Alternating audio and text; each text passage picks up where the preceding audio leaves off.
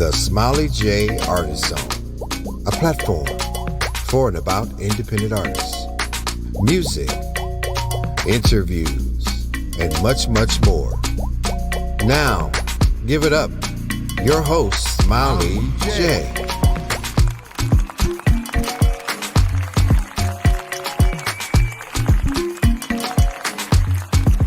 Welcome to the Smiley J Artist Zone, a chill space dedicated to independent artists where artists can come and hang out, talk about their new music, upcoming performances, music journey, as well as some other fun chit chat. Chit chat and music is what I do. I'm your show host, Smiley J. I want to welcome everyone. I'm glad that you guys are here and hanging out with me today for the next 30 minutes or so. Now, if this is your first time listening, welcome. All I ask is that you don't make this one and done. Make sure you come back. I'm here every Thursday, 7 p.m. Eastern Standard Time. You can listen on your favorite podcast platform, and you can also catch up on some of the archive shows. Just make sure you hang out with me. Today I have a great show. Hanging out with me in the Artist Zone is the lovely Beth. Yes, Beth is going to come and talk about her new music, as well as some other fun conversation. So don't you guys move. I want to shout out, first of all, I want to shout out Australia. I have some new listeners in Australia, and I just get so excited when I get new listeners. It warms my heart. Hi, Australia. How you guys doing? Thank you for hanging out. Yes. And I also want to shout out the Surrey Hill Soul Train in the UK, where they play the best soul, R&B, smooth jazz, and gospel music 24 hours, 7 days a week. And to my listeners in the UK, you can also catch me on the Thursday Drive Time show at 5. Yes. Hey, UK, make sure you guys are hanging out with me on Thursday. Now, before I bring the lovely Miss Beth on, you guys know what time it is. You want to know? Smile, nose. You want to know? Smile, nose.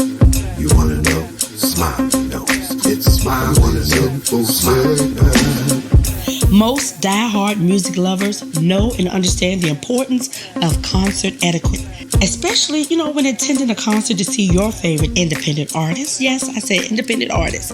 Now, I have received a request to address this issue again. Now, I know I talked about this a few months back, but I got you. I hear you. I got you. I'll go ahead and do a remix of this. I'm glad that you guys, I'm glad that you talked about, requested this topic because, people are socializing again and they're going to see their favorite artists. So, concert etiquette is often an unspoken subject, but we're going to talk about it here. I'm here to help you. Yes, Smiley J got you. So I'm going to help you understand and enjoy the experience of concert going so that you don't have to get that, that stink face or that ugly eye. Because, people are serious about their music. So make sure you try to arrive on time and be seated at least, 20 to 30 minutes before the concert starts.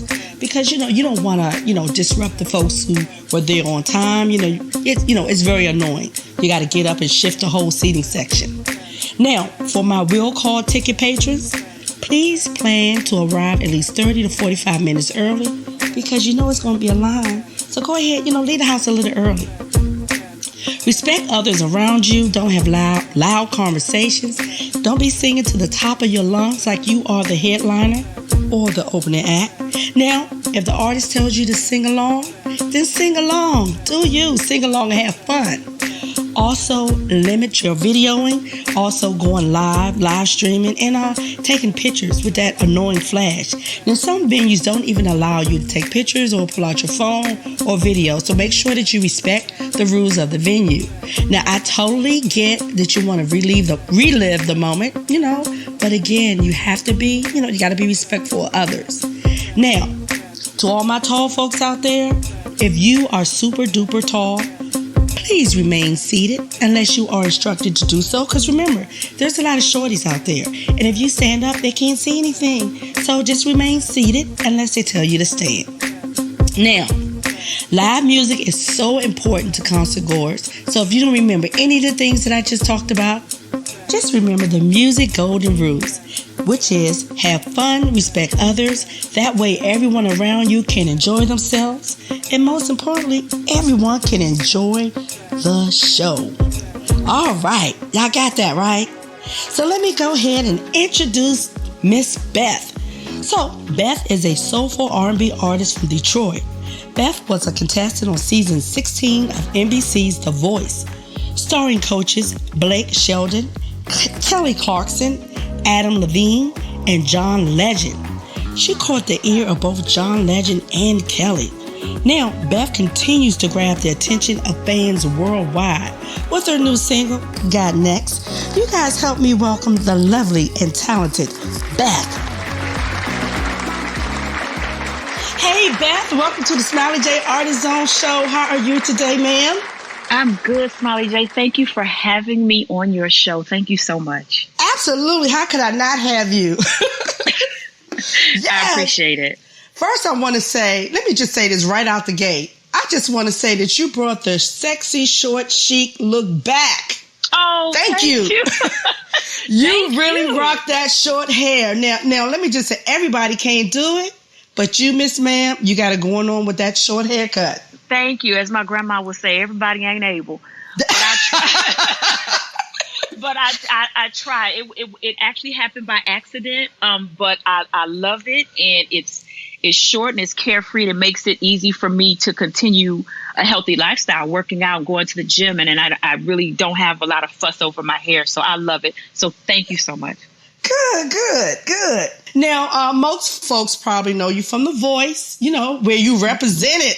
Now, thank you. Listen, when you walked out there, you might as well just have said, Detroit in the house. Can't help it. If you're from Detroit, it's all over you. Yes. Now, you did your thing. You left the judges and the viewers. You just really pulled us all in. Thank you. Thank you so much. I tried. Thank you. Now, let me ask you, was it a lot of fun over there at The Voice, or was it stressful at times? It was a big ball of everything. It was a big ball of fun. It was a big ball of stressful moments. And then it was a big ball of growth for me, at least. It was an exciting season because it was the first, I was in season 16. So that was the first season that John Legend came on as a coach. So it was very exciting. It was a big buzz going on about him. But it was fun because I was in an element where I was able to be my, walk in what I love, which is to sing, walk in performing live, walk in entertaining people. I absolutely love that. I have a passion for that. So I love that. The growth part of it was great because I got a chance to push myself and be in an element or an environment that was different for me because I was actually working in Hollywood. It was a Hollywood stage, producers, stage hands, the band, everything was just a 10. And then it was nerve-wracking because you are being put on Front Street. It's a competition and you're being judged and no one wants to be judged or critiqued. But what that did was strengthen me. And it made me be prepared for whatever is next for me. So I'm excited about the future. And, you can't tell me I can't do it now, because that's right. I was pushed, you know what I'm saying? And it was a lot of pressure put on me. So I came back a stronger artist, a stronger person as well. So it was a great experience for me. And I have no regrets. And I would do it again. Good. And someone needs to hear that. And let me just say you were well received. I mean, Thank the you. viewers, I'm sure their viewership went up a lot because, I even got a call, check this lady out. Oh, wow. Thank you. And here I am interviewing you. You see how the universe works. It's just beautiful. Thank you so much. Yeah. Now, let me just say, you are no stranger to the stage because you have performed background vocals for Miss Anita Baker. And you was also the featured lead on and background vocals for the Motown tribute. Yes. At Carnegie Hall. Yes. And I have to mention, you are also the background singer for one of my personal favorite artists. Oh. The sophisticated gentleman himself, Mr. Kim. Yes, I love working with him. I've had great opportunities to work, and it has really molded me as the artist that I am now because I never wanted to be a solo artist. I really wanted to just be a background singer, and it just kind of turned into something else. And here I am now. Well, not with that beautiful voice. We need to hear you out front, too. You can keep doing the background vocals, but listen, we need to hear you. The world loves you. Thank you. And really, and I love and appreciate the world for the reception and the love that I get. You know, I meet new people and new fans on my social media every day. And I love the interaction and I love the connection. And working with Anita just really pushed me. You know, she was one of the first people that told me I was going to be a solo artist. And I didn't believe her. And my social media handles are Beth Always Sings. And that name was given to me by Anita. She used to say, Beth always sings. You always going to be singing. You know you're going to be a lead singer one day. And I was like, no, I'm going to work with you. I'm going to be your background singer. And this is good because my thing was, you can be up front and take all the pressure. I'm going to be in the back. The lights are still on me. I get to dress up.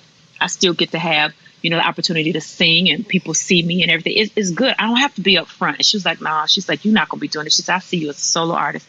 So she really branded me as that a long time ago. My brain, my spirit, my whole being was not able to receive that when she told me that, because she told me, I was like, oh, no. But well, you know what? She said that thing.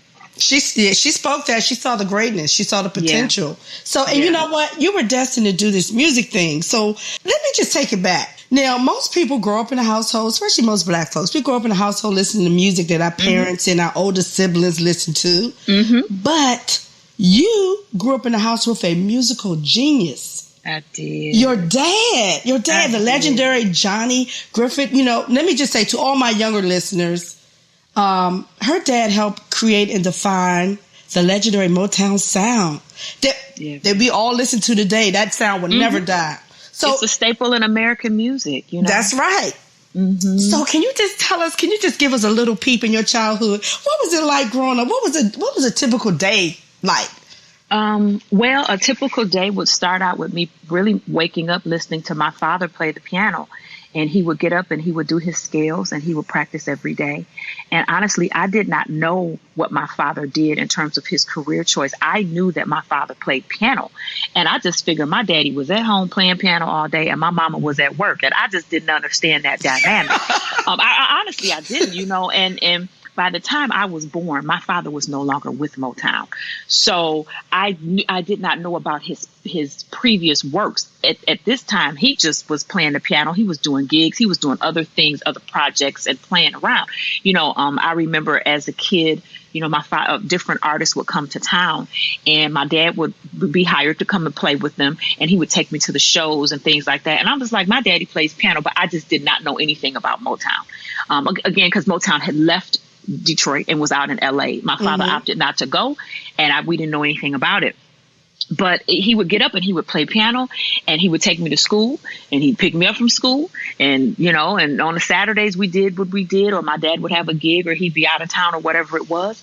And that was normal for me. Some of the other Motown musicians that opted not to go to LA would come by. Those were his friends. I didn't know them. I didn't know who they were, you know. So my house was very normal. I did not know exactly what my father did till much, much later. Wow. You know, we would be out and people would say, oh yeah, your daddy worked for Motown. And I was like, okay, my daddy worked for Motown. I still didn't even know what Motown was. Like, I didn't even know, you know, honestly. And him and my mom really sheltered me from that. They didn't want me to know. They didn't want me in the business. They didn't want me to be a part of that.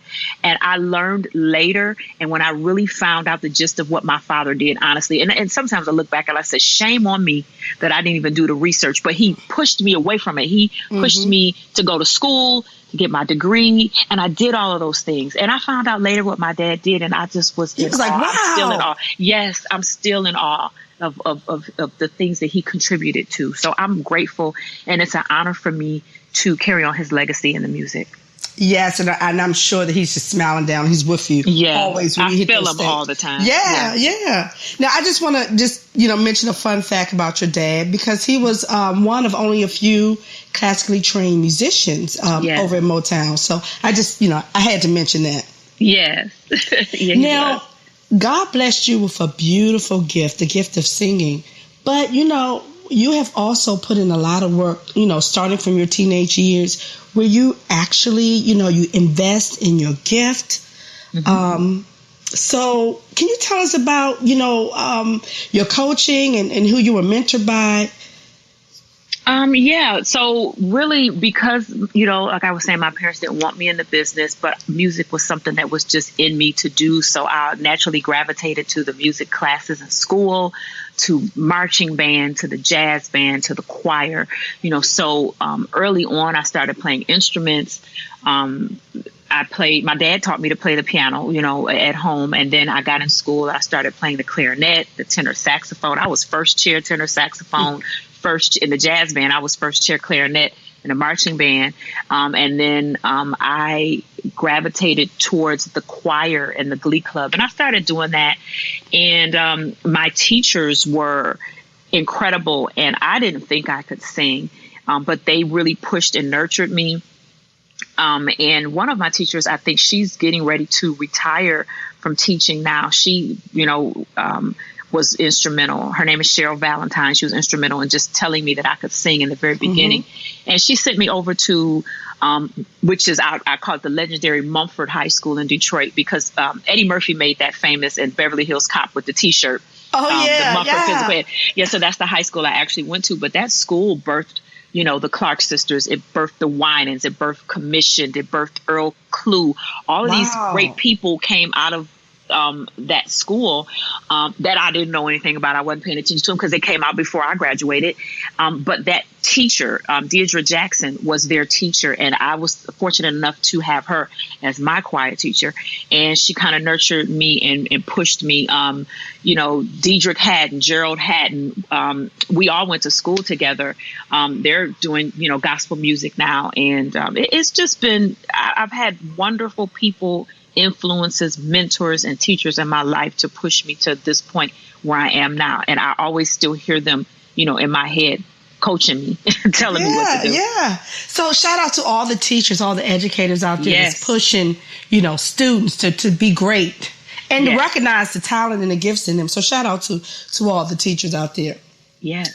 So, let's talk about your single, Got Next, featuring Shifty McVeigh from D12. Yes. Yes. Let me just say, when I heard the opening line, I got this phone from my daddy. I said, oh, shiggity now.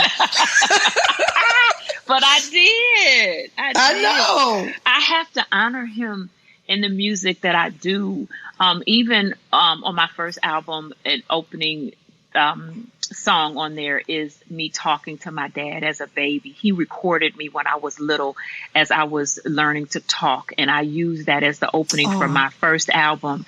And it's called Daddy's Girl, if you get a chance to go back and listen to that. And it's just him and I having dialogue. It's my daddy and a baby talking, and he's basically prophesying. He's just telling me, tell the world hello, and speaking to the mic, get closer to the mic and talk. Like, people have literally heard that and they started to cry. Oh my God. Oh my God, your dad was telling you were going to do this, Wow. I have to check that one out. I don't know how I missed that because I listened to your, wow, okay. So that's on the first album, Free, and that's the very first cut. That's the opening interlude of that first album. So to say that, I always honor my dad. So Got Next is on the second album, and I was like, I got to do something to talk about my dad. I don't want to do the same thing. So when I heard that track is produced by Marcus Divine, and he's an incredible producer. He knows I love West Coast funk. He knows I love R&B. I do too. Yeah, because they got that Snoop, that Dog Pound, that Warren G. You know what I'm saying? You can always recognize that West Coast sound. I'm telling you. And I wanted that, I wanted that on the album somewhere. So he gave me that track, and it just felt so funky. And I was just like, funk. My daddy's a funk brother. I'm the daughter of a funk brother. I got this funk from my daddy. Like, it just evolved. So I got a chance to honor him again and mention him and talk about him in that song to set the precedence for that song. And then Swifty came in, and he's from the group, D12, which is, Eminem. And he's just awesome. And he came in and he just did a feature on there. Yeah, he put his little stamp on me. And I loved it. And it just came together well. Did you get a chance to see the video? I sure did. I saw the video. And I'm going to tell my viewers to make sure you also check out the video. It was fun. Now I got to say, Got Next, that's one of them songs that you look forward to hearing live. Yes, we kill it live. We love it. When it's time for us to do that live, we just are so excited and we just have so much fun on the stage together. But the feel of it, is so funky. It's so much fun to just you got to make the stank face when you do that song. Like it's everything. We have a lot of fun. So thank you for that. Thank you. Absolutely. Now, I don't know if you noticed, but like some of the greatest funk songs, they don't contain a lot of women. So I think "Got Next" should be added to the some of the greatest funk songs. What you think? I agree. Your funk songs normally are men, with a bass. You know what I'm saying? Or they're all together collaborating, or great instrumentals like that. But you don't really have a lot of funk women, and that's something I love funk music, and I would love to see more women do that. And I want to incorporate. I'm trying, working on incorporating that into my show more, because that it feels good. You got to make the stank face when you hear something. it's a funky song now. Yes. So I want to thank you for stopping by. But look, before you go, it's a couple of things. One thing is I want to play a game. You want to play a quick game? So I love games. We can learn a little bit more about Miss Beth. Okay. It's easy. It's called Pick One. Okay. All right. Zumba or jogging? Oh, jogging. I don't like Zumba. I'm like, no.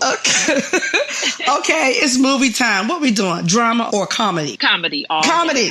Oh, comedy. Yeah, okay, so you like to laugh and jog. Okay. Yep, I do. Okay, let's take it back old school. Pick one. Gap Band or Ohio Players? Ooh. You had to make it hard. That's hard, but I have to say, because I picked the Gap Band, and it's a little history of it, because, Uncle Charlie, he's still out there doing his thing. You know what I'm saying? He's legendary. And his music director to this day, Cordell Walton, is one of my producers. So, okay, Gap Band, Charlie Wilson. Boom, there it is. So we know Beth likes to jog, she likes comedy, and the Gap Band. Yes. So thank you, Beth, for being a good sport. Now, before you go, I need you to tell the folks how they can follow you, where they can get this music from, and if you got any shows coming up. Absolutely. So if you're looking for me on Instagram, please come follow and connect with me. It's at Beth Always Sings. That's BETHALWAYSSINGS, and that's for my Instagram and my Twitter. You can come over to Facebook. This is my whole government name, but it's Beth Griffith Manley. You can come over on my fan page, like that page, follow, interact with me over there. And YouTube, you can hit me up on Beth Always Sings. You can check out my videos, and my website is also BethAlwaysSings.com. There are some shows coming up, and we're actually working those things out and those details right now, and they should be appearing on my website very soon. So if you keep in touch with me on my social media, I always post when there is an appearance or there is a show or interview or something coming up. Perfect. Well, thank you so much for stopping by, hanging in the zone. Continued success to you, and keep singing, Miss Beth. We love it. Thank you so much for having me on your show. I appreciate it so much. Absolutely. Peace. This is singer-songwriter Tigressa, and you are in the Smiley J Artist Zone.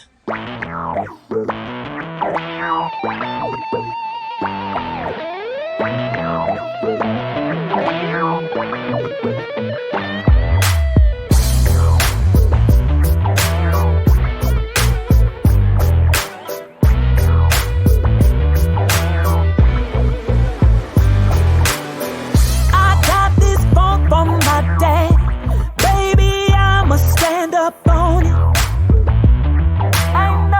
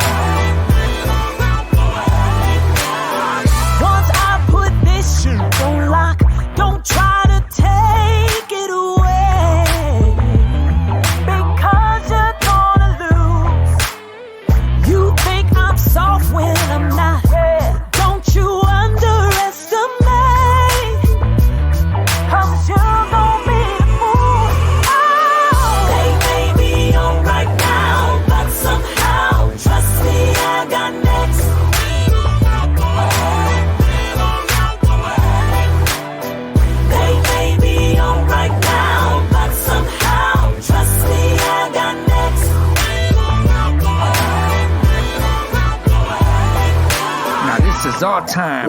Y'all had a chance to shine, and we'll be cutting y'all in front of that line. You either out or you riding. My homie right beside me with a hustling persona and a crown full of diamonds. Climbing these charts and you ain't stopping a profit. She's staying on fire like the back of a damn rocket. Total control, cold as the North Pole. Busting these flows. It's our time to blow, so just know. They may be on right now, but somehow, trust me, I got next.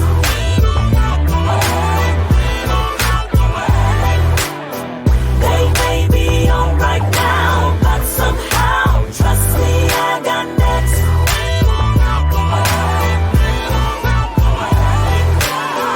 They may be on right now, but somehow, trust me, I got next.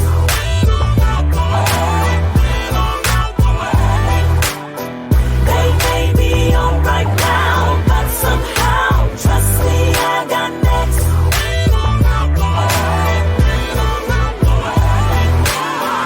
You may be on right now, but somehow, trust me, I got next. Oh, yes, you